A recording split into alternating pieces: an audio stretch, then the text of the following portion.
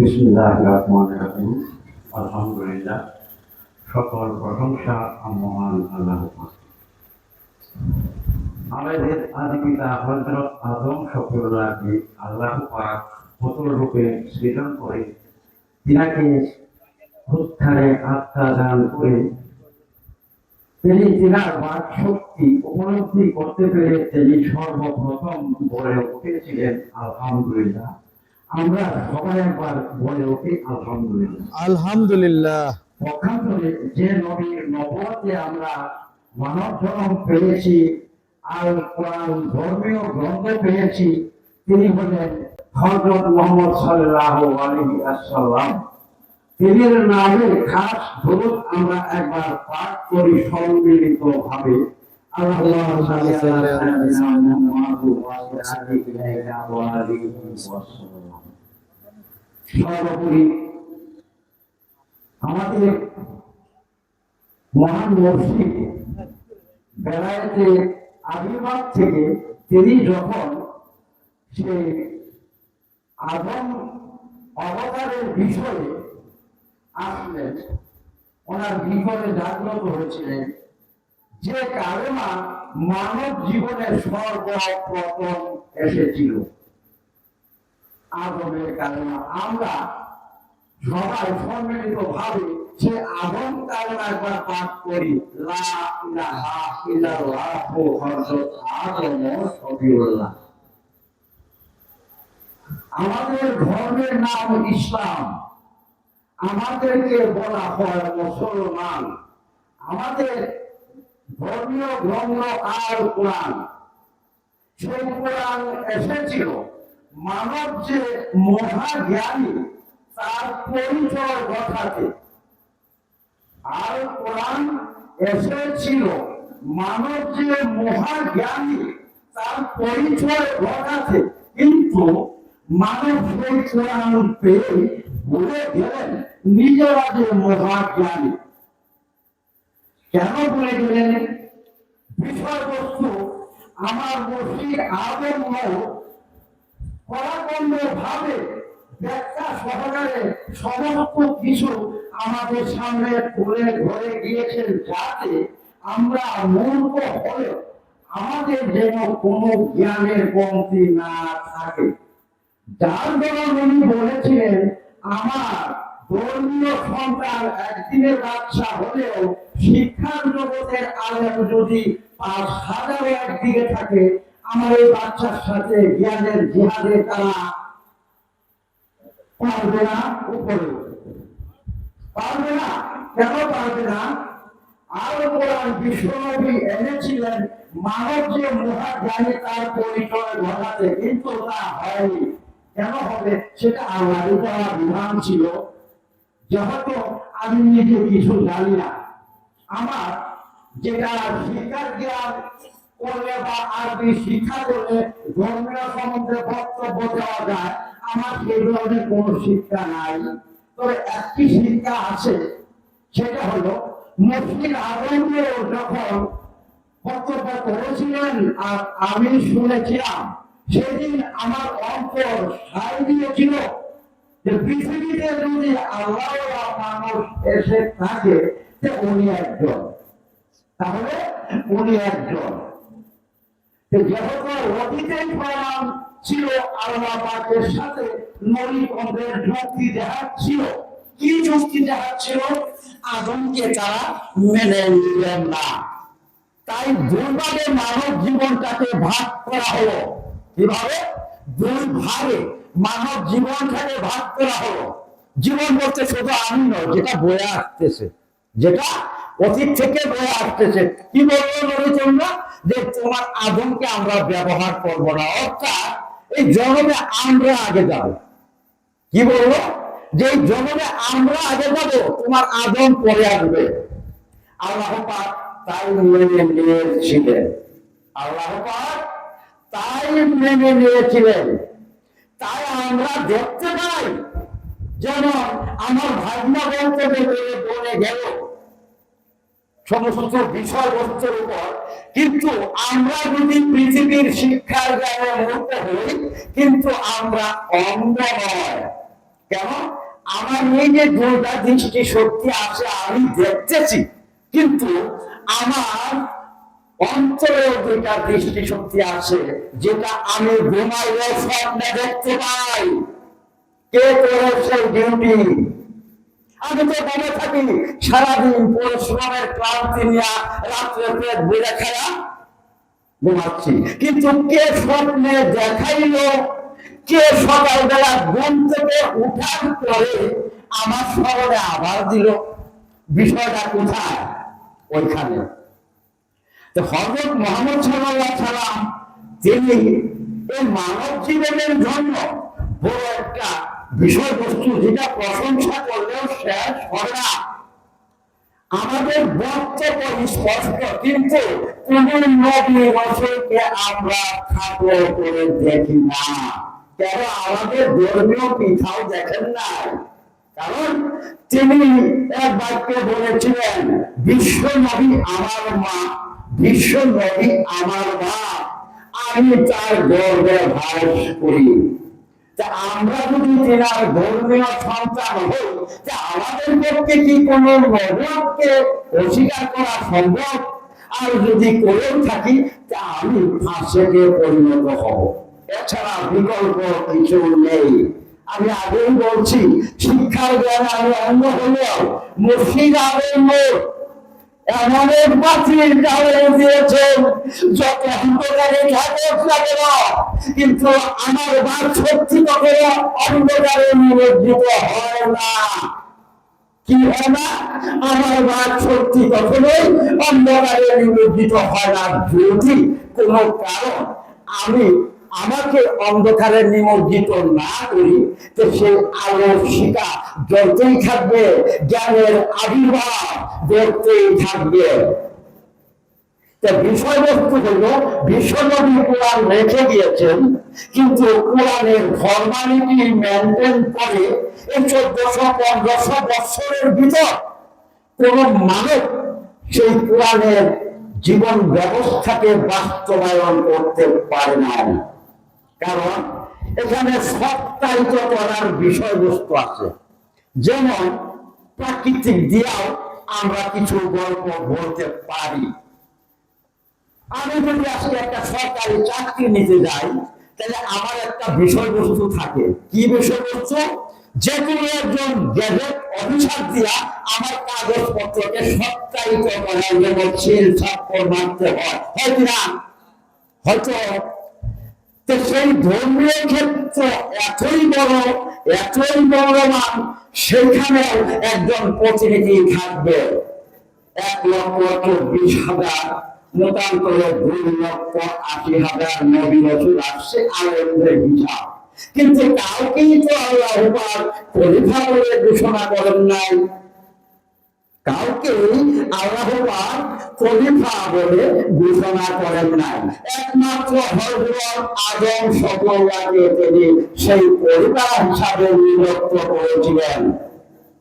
আর সেই খলিফা, সেই কুতাবিয়া গ্রাম মুর্শিদ আমির আলী আদম নূর তিনি অর্জন করেছেন।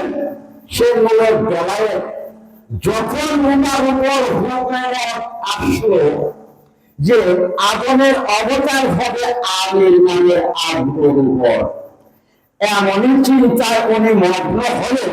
তার কারণ পৃথিবীতে ইসলাম ধর্মের যে রূপরেখা দেখা দিচ্ছে বা দেখা যাচ্ছে, এই সময় এই প্রেক্ষাপটে আমি যদি বলি যে আমি মুর্শিদ আদম কথা বলছি বা আমি আদম শফিউল্লাহ কথা বলছি, তো একটা গ্রুপ আছে আমার উপরে চড়াও হইতে দ্বিধা নাও করতে পারে।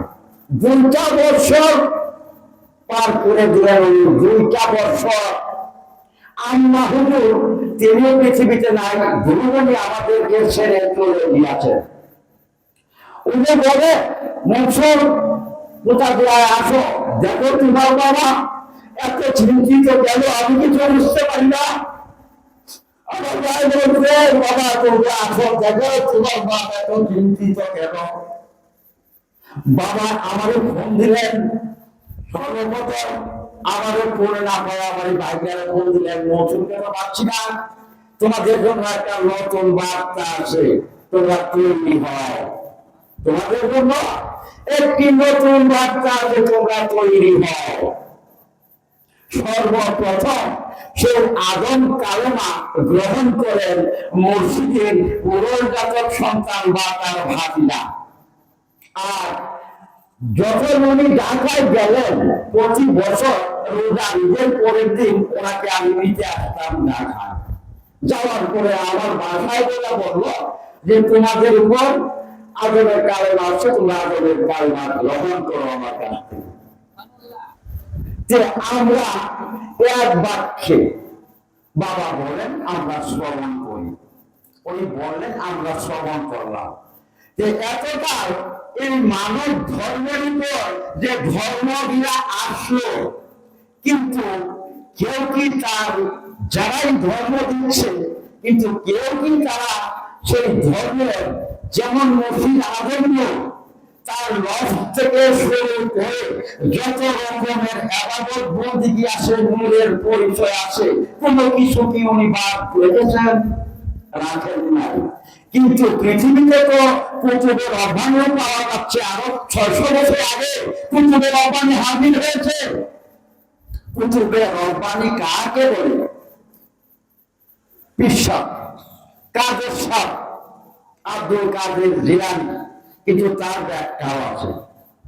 আর কুতুবের রব্বানি তিনি হবেন যিনি রবের জ্ঞান দ্বারা কিতাব লিপিবদ্ধ করেন, যা করেছেন মুর্শিদ আদম, যা করেছেন মুর্শিদ আদম।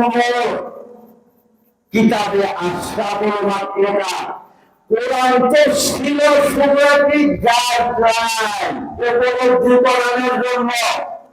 আর মুর্শিদ আদম নূর তিনার জীবন যৌবন, তিনার সমস্ত কিছু এই ধর্মের পিছনে ব্যয় করেছেন। আর আল্লাহ পাক তিনাকে সেই মূল বস্তু দান করেছেন, যেটা না হলে কোন মানব যে জান্নাত বলতে কিছু আসে সেটা ভোগ করতে পারে। দেখেন, নিজের জ্ঞান দিয়া বিচার করেন। এই যে জান্নাত শব্দটা কি বলা হয়েছে? আদম সুরতি ব্যতীত কেউই জান্নাতি নয়। আমরা প্রতিটা মানুষই তো আদম সুরতের উপরে নির্ভরশীল না। অন্য কোনো সুরতে আমরা যারা এখানে বসে আছি বা আমিও বলতেছি, বিষয়টা কোথায়? কেন হচ্ছে? জান্নাতের লোক দেখানো হচ্ছে। এখন সেটা গুণ বিচারটা কিভাবে হবে? সেটা গুণ বিচার কিভাবে হবে? আদম সুরের কথা বুঝেন, আদম সুরতি ব্যতীত জান্নাতি কেউ নয়।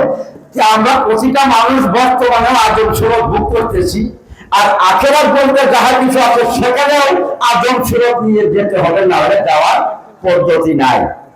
1500 বছর পারে যাচ্ছে। এখানে এই রহমতুল্লাহ বলেন, ইমাম বলেন, এই তাবে তাবিন বলেন, সাহাবী আজমাইন বলেন, সাহাবী বলেন, কেউই সেই কর্ম করতে পারে নাই। কেন পারে নাই? সেই ধর্ম তো পৃথিবীতে আসে নাই। মানব সত্য অর্জন করার যে ধর্ম, মানব সত্য দেওয়ার যে খলিফা, তিনিই তো আসেন নাই। ধর্মটা দিবে কে? ধর্মটা দিবে কে? এখানে কারো গিফট নিন্দা করা হচ্ছে না। মুর্শিদ আদম নূরের মাহফিলে গিফট নিন্দা করা হয় না, সত্যকে সামনে আনা হয়।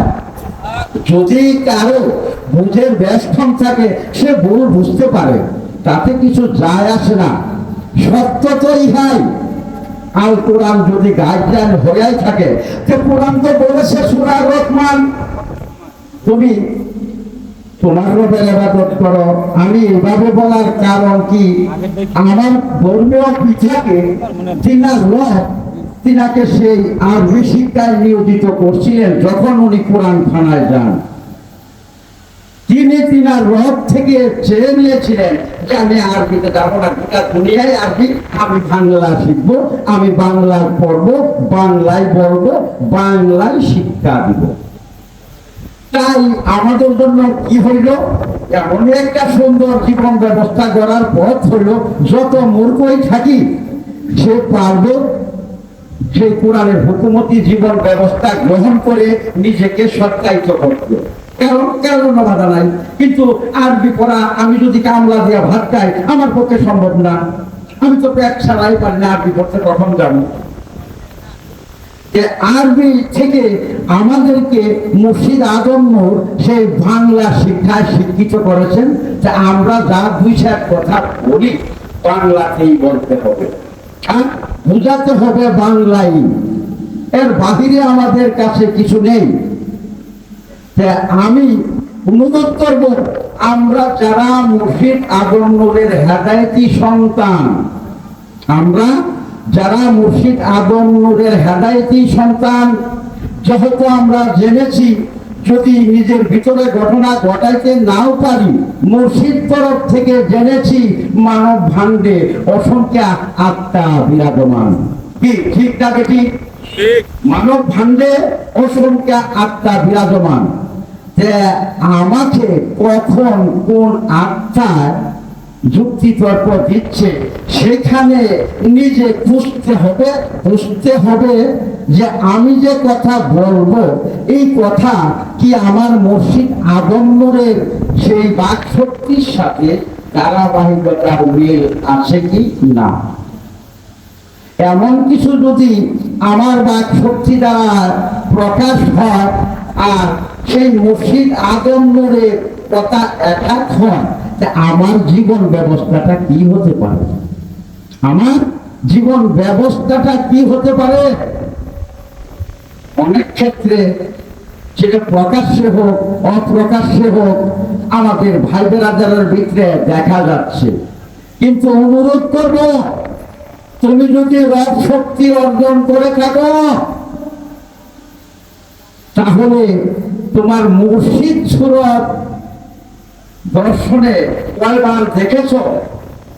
তোমার মুর্শিদ তোমাকে দর্শনে কয়বার জ্ঞান দিয়েছে? এই সুরতে আমির নামের আব্রুর উপরে এই কালো কুচকুচ্ছা বেড়া কয়েকদিন সামনে আসা তোমাকে জ্ঞান শক্তি প্রদান করেছে, সেখানটা কিছু বলো। অবশ্যই আমরা মানব। একজন বলে উঠেছিল যে আমি সেই উপযুক্ত হয়েছি কিনা আমার রব বলবে। রব তো ইবলিসেরও আছে না নাই? তাহলে তুমি কোন রবকে সঙ্গী করলে, তার সাথে কোন পরামর্শ করলে, সেখানে মিডিয়া হিসাবে মুর্শিদ আজম নূর ছিলেন কিনা তাই পারলে প্রকাশ করো। আর নসেদ এমন কিছু করতে যায় না যাতে তোমার জীবনটাই নর্দমার কীট হয়ে যায়, তোমার জীবনটাই যেন নর্দমার কীট হয়ে যায়, সেই ব্যবস্থা করো না। কারণ মুর্শিদ আজম নূর বলেছেন সমস্ত সৃষ্টি এইভাবে তোমাদের দিক আকর্ষণ করে আসে, তোমাদেরকে সেই পথে যাইতে দিবে না। সেখান থেকে নিজেকে রক্ষা করতে হলে কথা বলতে গেলেও নিজেকে আগে নিজের রবের কাছে সম্পূর্ণ করতে হবে। সেটা মুর্শিদ আজম নূরের কথা, হে আমার রব, আমি এখন ধর্মীয় সম্বন্ধে কিছু কথা বলতে যাচ্ছি, তুমি হেফাজত করো। কিন্তু এইখানে আমরা বক্তব্য করতে আসি, কিন্তু কি বক্তব্য করি অনেকে নিজেই জানি না। এটা গীফত নিন্দা নয়, এটা সত্য প্রকাশ করার জায়গা। এখানে কেউ গীফত নিন্দা করতে আসে না, বরঞ্চ গীফত নিন্দাকে ত্যাগ করতে আসে, যাতে আমি সেই পবিত্র মানুষ হতে পারি যে পবিত্র গুণের কথা আল কোরআন প্রকাশ করেছেন। আর সেই গুণে গুণান্বিত করার জন্য এই পৃথিবীর শেষ প্রান্তে আইসা সেই আদম সফলার অবতার ঘটেছে মুর্শিদ আজম নূরের উপর। মুর্শিদ আজম নূরের উপর যে এই যে মুর্শিদ কিতাব লেখেন, কিতাবে আশরাফুল মাখলুকাত, এর অর্থ, মূল অর্থ হলো পৃথিবীর সৃষ্টি যত আছে শুধু মানব বলে কথা নয়, শুধু মানব বলে কথা নয়, সমস্ত সৃষ্টি সেই আশরাফুল মাখলুকাতে উনি এমন ভাবে প্রকাশ করেছেন, লিখেছেন, আর কোনো কিছু জানার বাকি আমাদের থাকে না। কারণ যাহা কিছু আওয়ালে ঘটেছিল তাহা কিছু সেই কিতাবে আশরাফুল মাখলুকাতের ভিতরে প্রকাশ আছে। যাহা কিছু দুনিয়াতে বর্তমানে প্রকাশ আছে তাহাও সেই কিতাবে আশরাফুল মাখলুকাতের ভিতর প্রকাশ আছে। যে আমরা এত কিছু বোঝার পরেও, এত কিছু জানার পরেও যদি আমরা সেই ভুলটাই করি, ভুলটা করার কারণ একটাই, যে আমি কোন লড়ের ধারায় কথা বলতেছি। এই যে আমি কথা বলতেছি, বাক শক্তি হচ্ছে, এই বাক শক্তি কার দ্বারা হচ্ছে, কে করতেছে? পারলে তিনার সাথে একদিন কথা বলো, আমার ভাই বোনেরা যারা আছো, পারলে তিনার সাথে একদিন দেখা করো, তিনার সুরত সম্বন্ধে নিজেকে অবগত করো, তবেই বুঝতে পারবে। আর নসের মুর্শিদ আদম নূরের দিকে অন্ধবিশ্বাসে কানতে থাকো, এছাড়া কোনো পথ নাই। যত বড় জ্ঞানী তুমি ওনার কাছ থেকে শিক্ষিত হওয়ার পর হয়ে যাও, কিন্তু ওই যে আগেই বলেছি, ওনার সত্যায়িত ছাড়া পারে যাওয়া হবে না।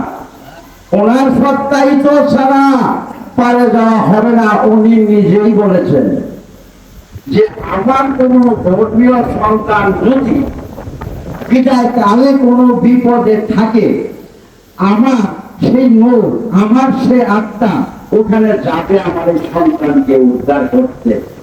ওরা আমার সাজানো গোছানো কথা নয়, হয়তো সবকিছু একদিন সামনে পাবেন। এতে ভুল নাই, মুর্শিদ আদম নূরের বাণী, এতে কোনো কিছু সন্দেহ নাই। আমি যা বলতেছি আমার বলতে হলে কিছুই নাই। যেমন আমার এই দেহের ভিতরে আমার কিছুই নাই, আছে কি? যেমন আমার বাপের 2 টাকা সম্পদ আছে, সেটা আমার বাপ বিদায় হওয়ার পরে আমি পাবো, বাধ্যতামূলক। কিন্তু ধর্মীয় জগতে সেই বাধ্যতামূলক কিছু নেই। ধর্মীয় জগতে অর্জনকৃত সত্য। তাই সৃষ্টির অনাধিকার করে মুর্শিদ আদম নূর বলেছেন কিয়ামত অতি নিকটে। সেই সর্বশেষ আইসা সেই আল্লাহিত্ব, সেই প্রথম যুগের খলিফা, তার অবতার হলো, সেই সত্য তিনি প্রকাশ করলো।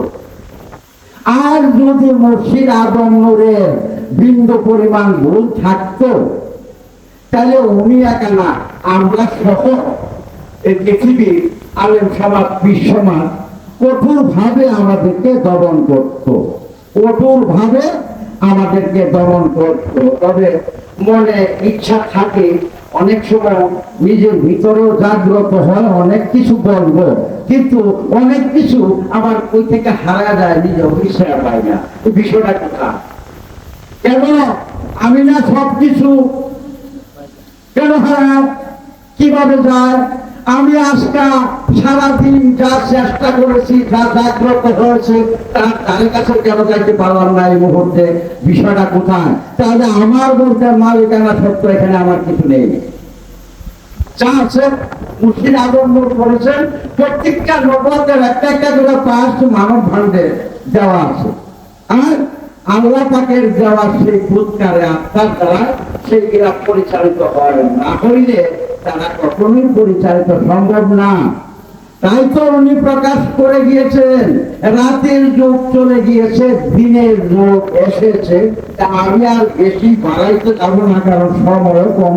বড় বড় ভাইরা বসে আছে, যেমন আমরা একটা বিষয় নিয়ে আলোচনা হয় বা আলেম ওলামারা বক্তব্য দেয়, কি দিন ইসলাম, কি দিন ইসলাম। তাহলে দিন মানে আলু নাকি অন্য কিছু? যে আমরা যে দিনটা এখন ব্যবহার করতেছি সেটা তো আদি যুগে থেকে আই, আর ধর্ম ইসলাম আসছে তো যে 1500 বছর হইল। তাহলে ওই আলুটাই কি দিন ইসলাম, না ওই আলুর ভিতরে আরেকটা আলু আছে যে সেটাই দিন ইসলাম হবে? কোনটা? ওইটা, সেটা আল্লাহ পাকের দেওয়া দিন। আর আমাদের জন্য যে দিন এসেছে আল কোরআনের মাধ্যমে, সেইটা উদয় করতে হবে এই আলোর ভিতরে না, সেটা আলাদা একটা জগৎ, আলাদা একটা বিষয়বস্তু। সেখানে যা করতে হবে, দেখতে হবে দিন।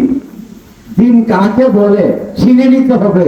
যদি আমরা জানি, যদিও আমরা অনেকেই জানি, আমাদের মুর্শিদ থেকে আমরা শুনেছি আমাদের দিন কি, কিন্তু তারপর সেই কথাগুলা সামনে আনার উদ্দেশ্য হলো, যেমন আমাদের মুর্শিদ নেই, কিন্তু মুর্শিদের কথা বলে আমাদের কথা বলতে হবে, যাতে যেমন আজকেও তো নতুন লোক আছে, তাদেরও তো মুর্শিদ বলে আর চলে গেছেন, তো মুর্শিদের কিছু গচ্ছিত কথা সেগুলো আমাদের সামনে আনতে হবে, যাতে নতুন মানুষগুলাও সেই জিনিসগুলা বুঝতে পারে আর তাদের সেই কোরআনিক হেদায়েতি জীবন গ্রহণ করতে, পথ চলতে তাদের জন্য সহজ হয়। আমি আর কথা বলবো না, আমি মতো মানুষ, তবে আপনারা সকলেই আমার জন্য রবের কাছে তোমার কথা বলতে পারবো না, কারণ যেমন শিক্ষা দেন নাই, আপনাদের রবের কাছে একটু আর্জি রাখবেন যে আমার এই ভাই যেন ভালোভাবে চলতে পারে, অর্থনীতির ভালো নয়, আমি যেন আমার মুর্শিদ জ্ঞানের উপর পারদর্শী হতে পারি, কথা বলতে পারি, যাতে এই পৃথিবীর মানুষ বুঝতে পারে যে না, মুর্শিদ আদমের সন্তানরাও তার ধারাবাহিকতার সাথে কথার মিল রেখে বক্তব্য দেওয়া যাচ্ছে। তা আমি আমার কথা এখানে শেষ করছি। সুবহানাল্লাহ, বিহামদি, সুবহানাল্লাহ, আসসালামু আলাইকুম ওয়া রাহমাতুল্লাহ। ওয়ালাইকুম আসসালাম।